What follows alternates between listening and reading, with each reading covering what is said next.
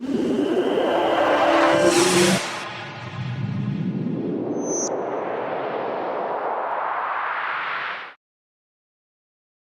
दोस्तों, नमस्कार। मैं प्रदीप मिश्रा हाजिर हूँ आपके अपने चैनल प्रदीप मिश्रा एस्ट्रोलॉजर। आज हम लोग बात करेंगे कि सूर्य और चंद्रमा की युति के बारे में। तो हम इस समय चर्चा कर ही रहे हैं। आज हम लोग बात करेंगे कि सप्तम भाव में उनके कैसे रिजल्ट्स होते हैं।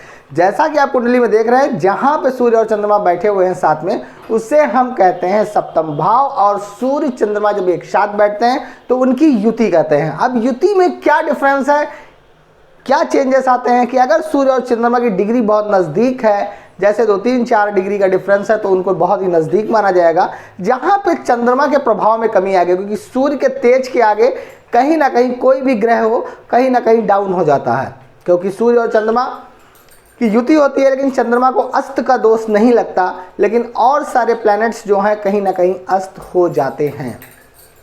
तो आज हम लोग बात करेंगे सूर्य और चंद्रमा, देखिए साथ में बैठे हुए हैं सप्तम भाव में, तो इनकी युति का क्या डिफरेंस होगा। अब देखिए यहाँ पे कंडीशन है कि सप्तम भाव काल पुरुष की कुंडली के हिसाब से यहाँ पे तुला राशि आएगी, और तुला राशि में सूर्य नीच के होते हैं। लेकिन ऐसा सब जरूरी नहीं है कि काल पुरुष के हिसाब से कि मेष लग्न होगा तब यहाँ पे सप्तम राशि आएगी, तुला राशि आएगी। लेकिन हर व्यक्ति की कुंडली में लग्न डिफरेंट होगा। किसी के यहाँ पे सूर्य उच्च के भी बैठे होंगे, किसी के नीच के भी बैठे होंगे, किसी के मित्र राशि में भी बैठे होंगे, किसी के शत्रु राशि में भी बैठे होंगे। ये डिफरेंस हो सकता है। लेकिन अब यहाँ पे कंडीशन क्या है, पहली चीज़ हमें ये देखनी है कि सूर्य और चंद्रमा की डिग्री में क्या डिफरेंस है।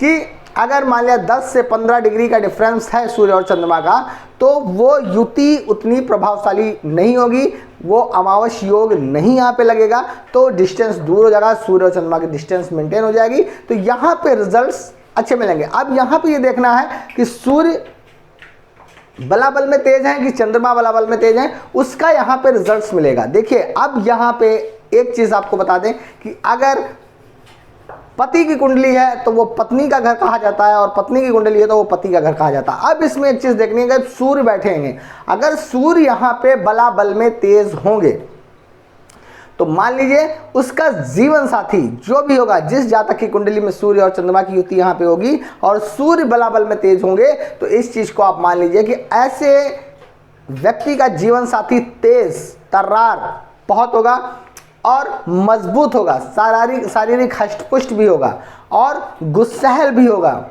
सामाजिक किसी भी चीज़ में एक लीडरशिप करने वाला जातक होगा।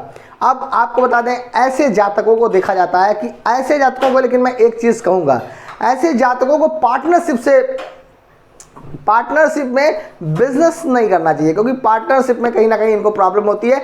ऐसे जातकों को हमेशा स्वयं और सेल्फ कार्य करना चाहिए। स्वयं और सेल्फ में वो ज़िंदगी में एक लीडरशिप मेंटेन करते हैं और ज़िंदगी में बहुत सफल होते हैं, बिजनेस में बहुत ही सफल होते हैं और ज़िंदगी में नेम फेम कराते हैं। अगर यहाँ पे सूर्य उच्च के हैं तो ऐसे जातक को बिजनेस में, ज़िंदगी में वो एक उच्च आसीन होगा। अगर किसी सरकारी नौकरी में भी है तो वो उच्च पद पे होगा, और अगर वो पॉलिटिक्स में है तब भी वो एक उच्च पद को ग्रहण करेगा।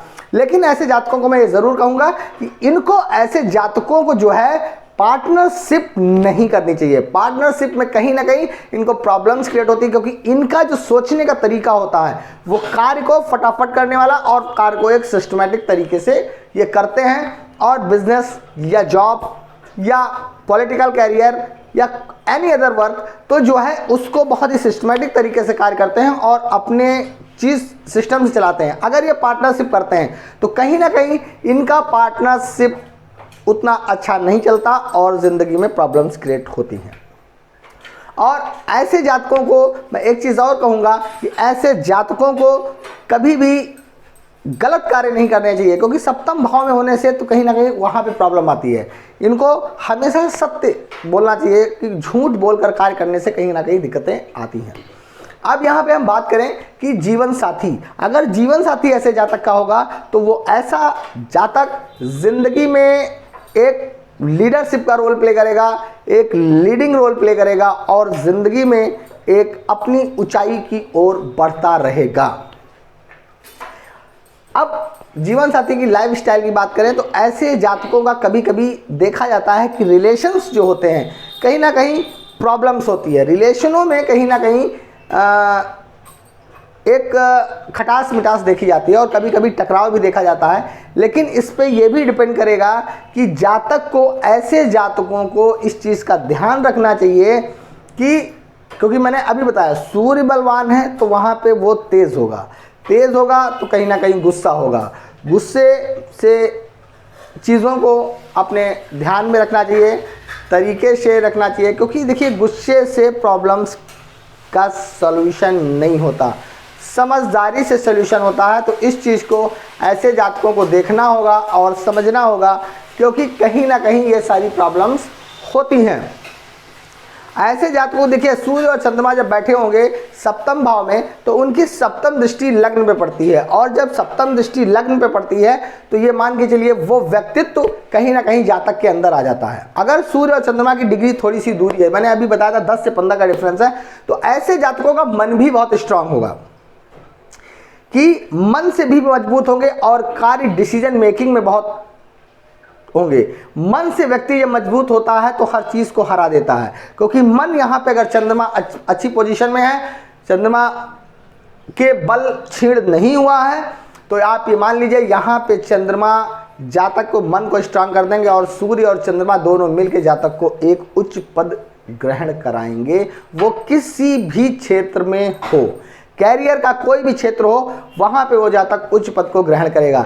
लेकिन एक चीज यहाँ पे, अगर चंद्रमा नजदीक, जैसे 2 से 3 डिग्री का डिफरेंस होगा तो यहाँ पे चंद्रमा कमजोर हो जाएंगे, तब कहीं ना कहीं जातक के कुंडली में प्रॉब्लम्स क्रिएट हो जाएंगी और समस्याएं जरूर हो जाएंगी, क्योंकि उसका रीजन ये है कि ऐसे जातक मन से कहीं ना कहीं कमजोर हो जाएंगे, डिसीजन में कमी आ जाएगी, कोई भी डिसीजन लेंगे तो उसमें वो कहीं ना कहीं एक मन में कन्फ्यूजन सा बना रहेगा, जिससे वो कायदे से डिसीजन नहीं ले पाएंगे और अपने आप को कमज़ोर महसूस करेंगे, जिससे कि उनके कार्य में बाधाएं उत्पन्न होंगी।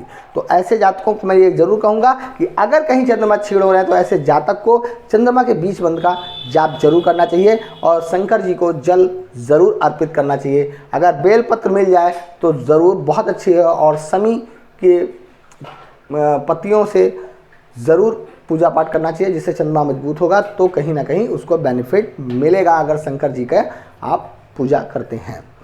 तो मैं आपको एक चीज़ और बता दूं कि अगर यहाँ पे जातक, देखिए जैसे जातक सूर्य, मैंने बताया सप्तम दृष्टि जो लग्न पे पड़ेगी तो जातक बिल्कुल एक मतलब दिखने में बहुत ही आकर्षक व्यक्ति होगा।